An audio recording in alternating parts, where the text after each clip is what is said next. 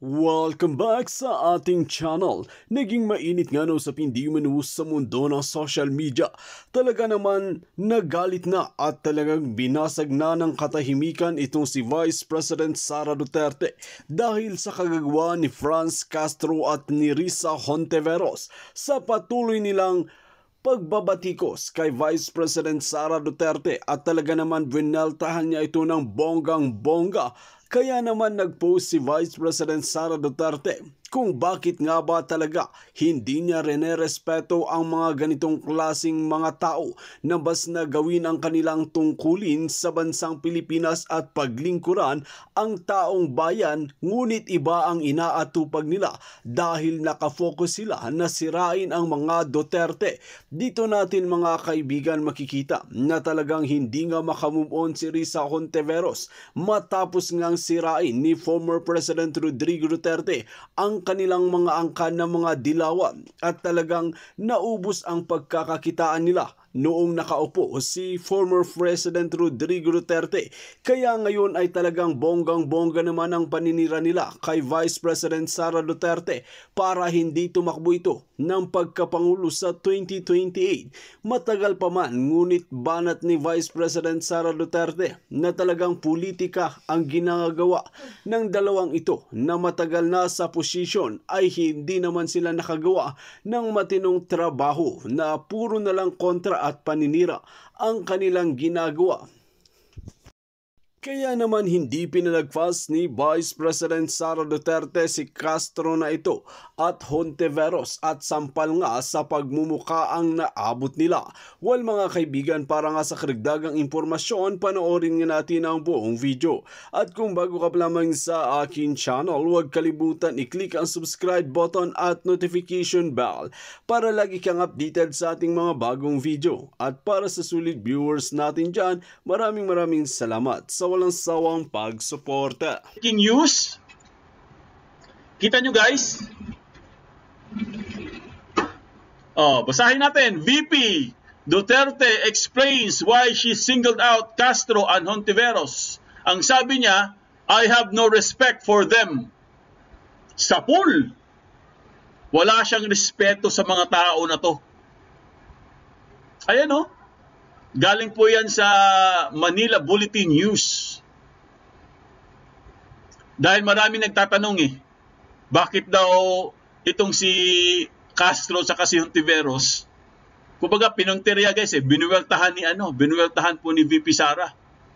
So, ang sagot niya guys, dahil wala po siyang respeto sa mga tao na to. Tama din naman. Tama din naman ang sinabi ni VP Sara. Agree ako dyan Totoo naman talaga, wala naman silang ginagawa sa bansa. Ang sabi pa nga niya dun sa video, di ba? Yung sa intro natin, tinawag niya na dinosaur. Itong si Franz Castro, kaedad ng dinosaur. Ibig sabihin, matagal ka na sa pwesto na wala ka man lang ginawa sa bayan. Tapos ito, confidential funds, sisiraan mo si Duterte, sisiraan mo si VP Sara dahil sa Duterte, dahil sa confidential funds. Di ba? Nakakahiya. Ito Ito mga kaibigan Basahin natin para sigurado meron tayong source, Ito po yung balita ngayon. Manila Bulletin. Basahin natin kung bakit sinabi niya na I have no respect for them. Ang sabi po ni VP Sara guys, ito po yung sa balita basahin po natin This was that the Vice President and Education Secretary Sara Duterte said on Tuesday, September 12, when asked why she singled out ACT Teachers Party List Representative Franz Castro and Opposition Senator Risa Hontiveros when she issued the earlier statement against those questioning her office used for confidential funds in 2022. Ito po ang sabi niya guys. Ito po ang sagot niya. Because I do not respect Miss Castro and Miss Hontiveros. Sapol! Sapol na sapol. Ayan basahin nyo. Hindi naman ako gumawa niyan. Nasa balita yan. Siya talaga nagsabi niyan, si VP Sara. Dahil in-interview po siya mga kaibigan. Ayan klarong-klaro. because I do not respect Miss Castro and Miss Hontiveros. Tama lang yan. Nakatikim din kayo. Kasi matagal na kayo dyan sa pwesto nyo na wala man lang kayong ginawa sa bayan. Ngayon, confidential funds sisiraan nyo si Vice President Sara Duterte dahil lang sa confidential funds. Eh inayos naman yan, ginastos naman sa tama yan. Hindi naman siguro yan ibinubulsa ni Sara. Ngayon, ito lang naman masasabi natin yan guys eh.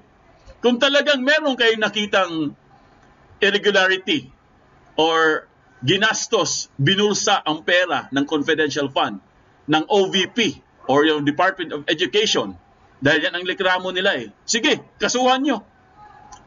Kung gusto nyo, i-impeach nyo pa si VP Sara eh. Kung sa tingin nyo, kasi ang sabi po ni Hontiveros, unconstitutional daw. O sige, kung unconstitutional yan, sige, kasuhan nyo. So be it. O, yan o.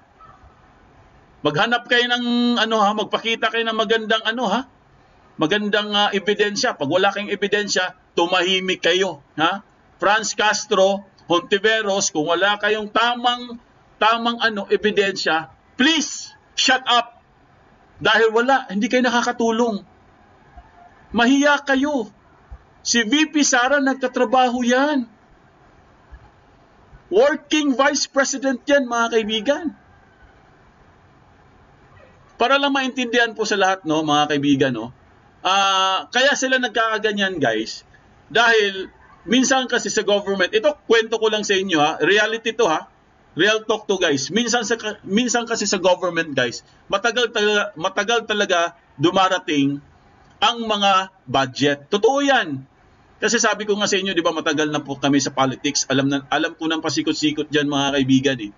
Sa totoo lang guys, meron talagang incident na matagal po dumating ang budget. Ngayon, ang sabi po ni VP Sara guys, ang OVP, nagpaluwal sila. Ganun kasi yan guys, nagpapaluwal ka muna. Kunwari, meron ka talaga. Kasi nga, ang dami pong project guys ng OVP. Sobrang dami. Ang dami niyang ginagawa. Para lang sa bayan, no? Para makatulong siya sa ating mga kababayan. Kasi nga, ang mga Duterte guys, maawain kasi sila. Gusto nilang tumulong. Gusto nila agad-agad agaran ka agad yung tulong. Ayaw nila yung, di ba? Ayaw nilang pinapahirapan ng mga tao guys. Kaya gumawa po ng paraan si VP Sara na makatulong agad. Katulad ng libreng sakay. Di ba? Yung mga panahon na yon.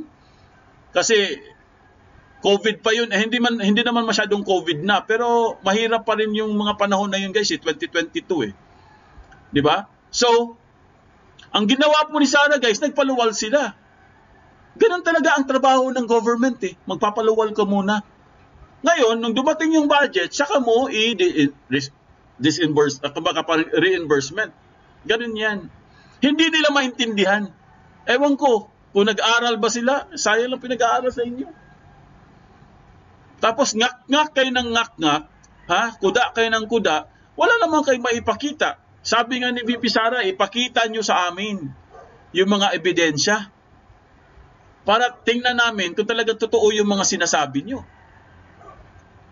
Diba? Ito, basahin natin itong sinabi dito guys, i-highlights ko sa inyo para klaro. Para makita nyo talaga. Ayan I have no respect for them. Duterte stressed in an interview at the Cleaner G Park in Punta Dumalag, Davao City, where she oversaw the release of the 152 Hawksbill turtle hatchlings. Ito pa sabi niya ito pa sabi niya para klaro tayo ito pa sabi niya guys, galing po ito kay VP Sara. Galing po ito sa OVP. Okay? A statement from the Vice President on Monday, September 11, thanked President Ferdinand Marcos Jr., several officials of his administration, and showing their support and backing of 125 million confidential intelligence funds. The Office of the Vice President requested. Ibig sabihin mga kaibigan, hindi po unconstitutional, unconfidential funds. Legal po yun. Kasi kung illegal naman yan, hindi naman nila gagamitin yan. Hindi nila i-impose yan. Wala tayong batas dapat dyan kung hindi yan, kung illegal yan. Kasi pera yan mga kaibigan. Sino nag-invento niyan? Di ba Dilawan? O di sisihin niyo mga Dilawan?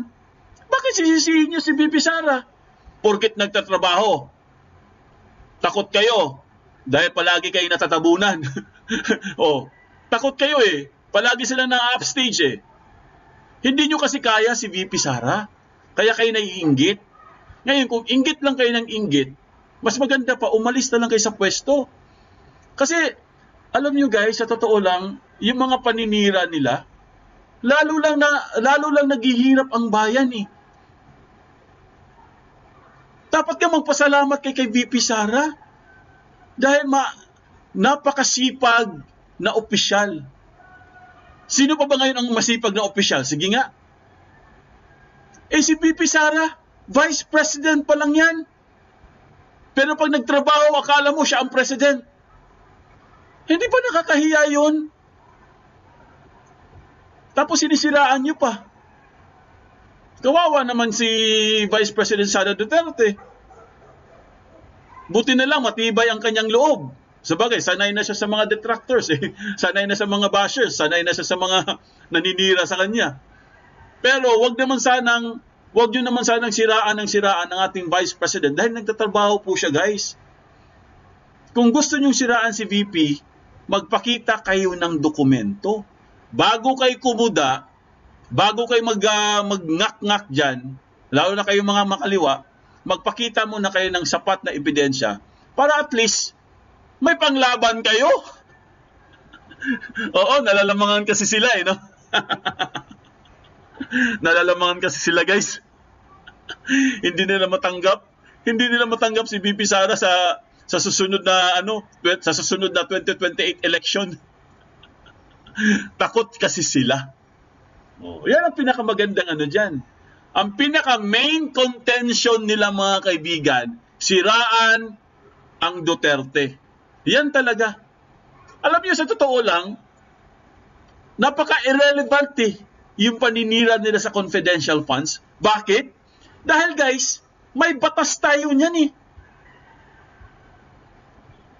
Ewan ko lang ito sinasabi ni Hontiveros, hindi ko maintindihan talaga sa kanya.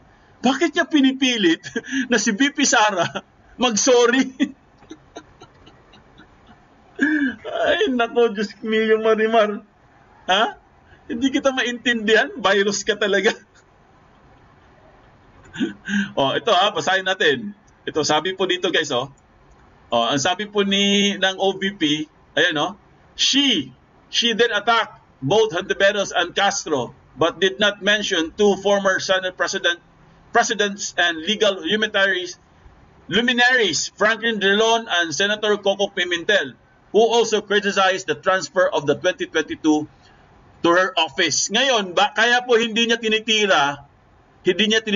tinitira si Drilon saka si Coco dahil hindi naman sila nagsalita.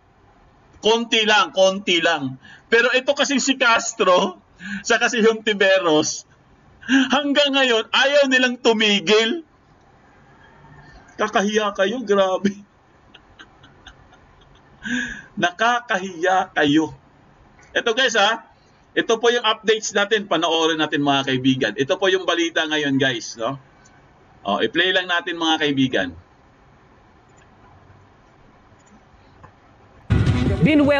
Wait lang guys Sa mga hindi pa po nag-likes, likes lang po tayo mga kaibigan. Mamaya po, babasahin po natin yung mga comment nyo sige, mag-shoutout muna tayo kay Susan. Hello Susan! Mega love shoutout sa iyo dyan. Tessie Rubies, hello. Jenny Jarumay, Jose Kapangpangan. Ayan. Tessie Rubies, andito din.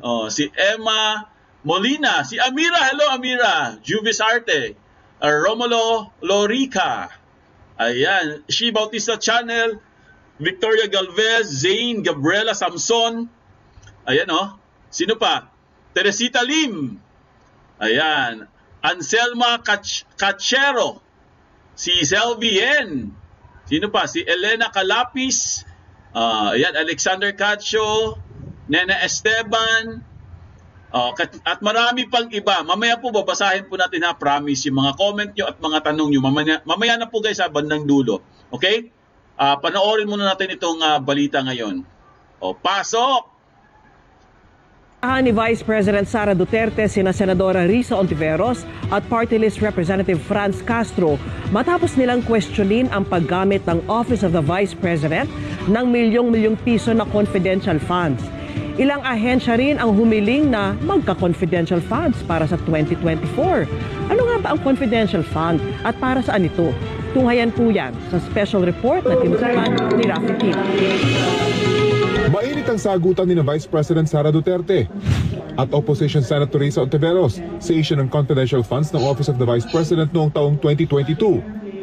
Illegal daw kasi ang paglipat ng 221 million peso confidential funds mula sa Office of the President patungo sa Vice President.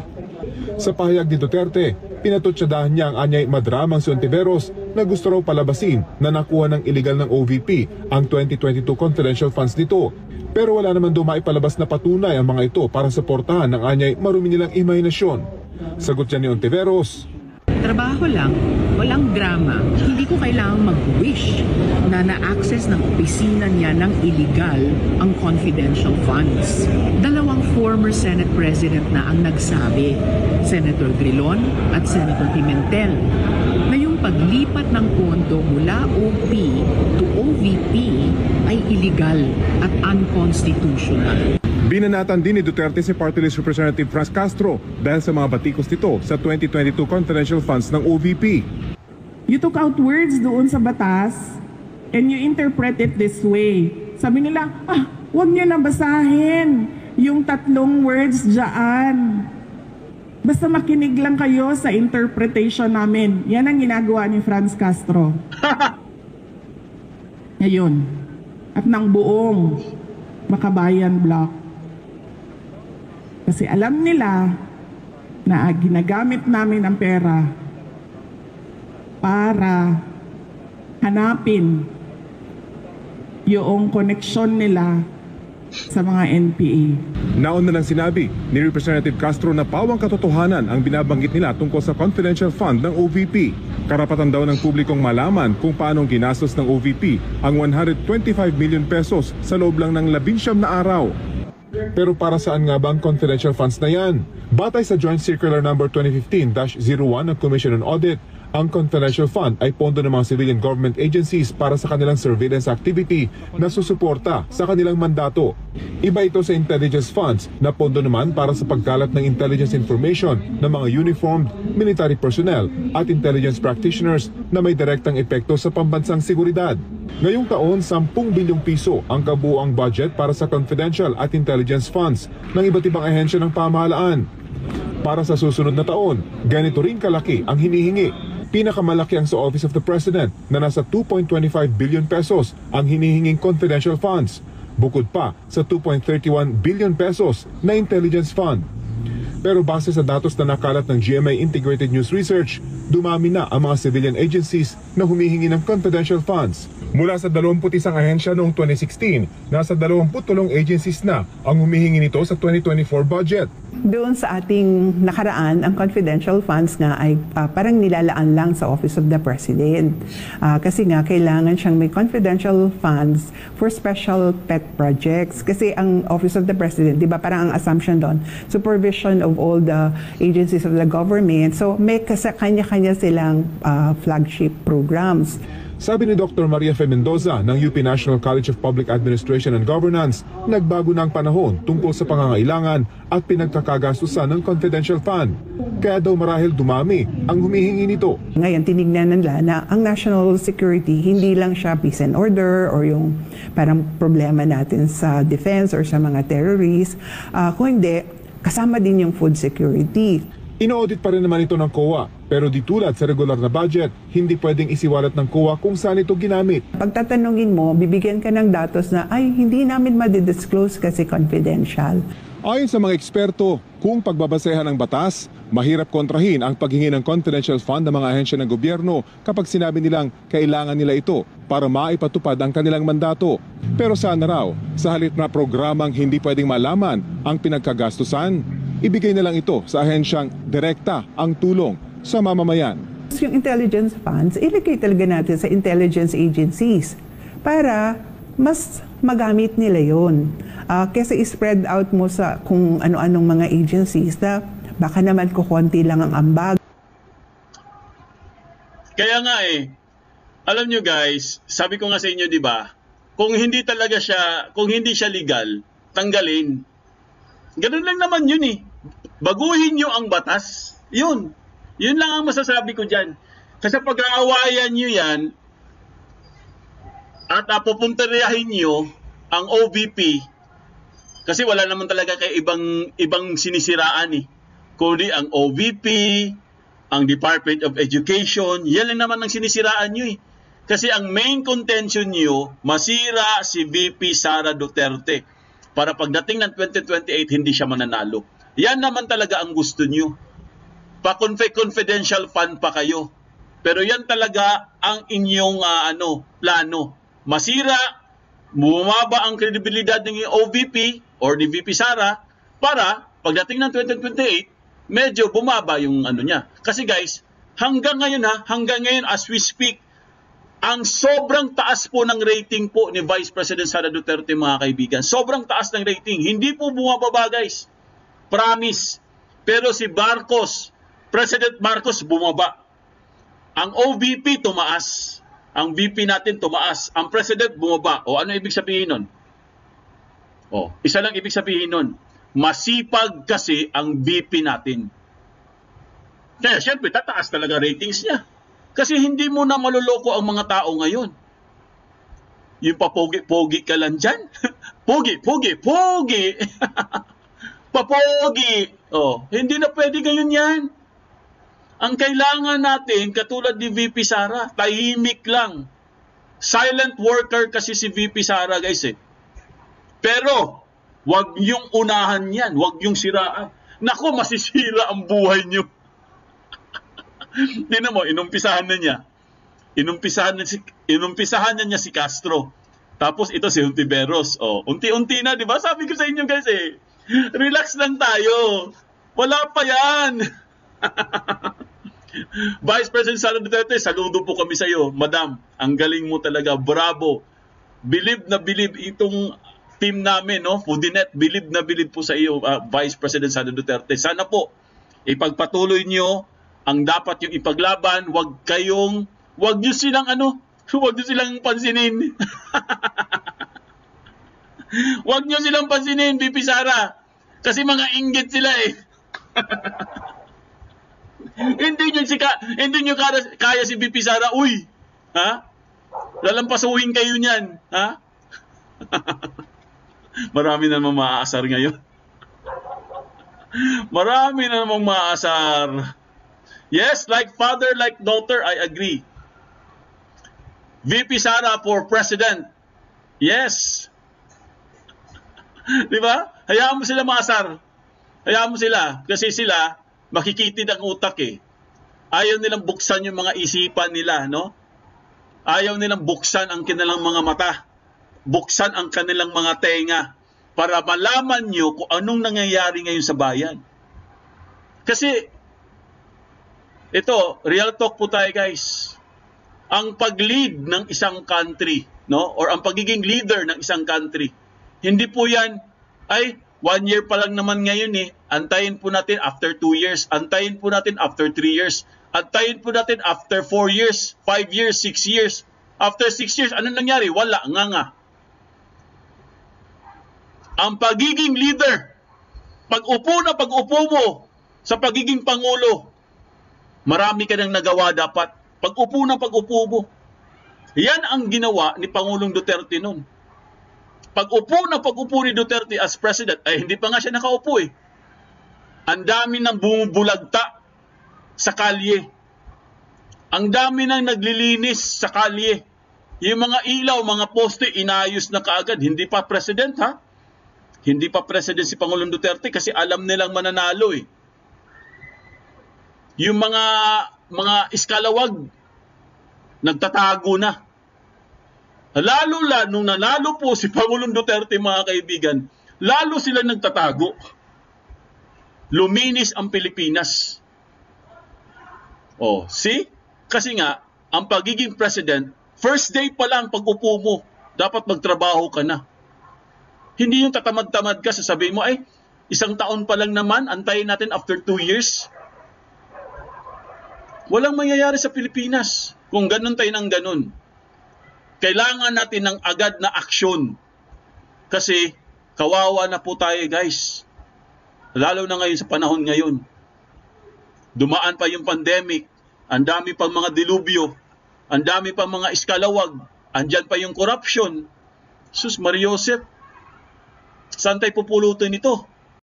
Dito nga natin makikita mga kaibigan na talagang matapang nga si Vice President Sara Duterte na talagang pinabibilib naman ni Vice President Sara Duterte ang kanyang aba na si Rodrigo Duterte na talagang bilib na bilib ito sa kanyang kakayanan dahil hindi nagpapapekto sa mga pulpolitiko na ito at talagang binabanatan sila ng doble-doble pa sa kahihiyan na pinaparanas ni Risa Hontiveros at ni Franz Castro. Well mga kaibigan, kung kayo ang tatanungin ano ang inyong mga opinyon, just comment below sa ating comment section at ating pag-uusapan.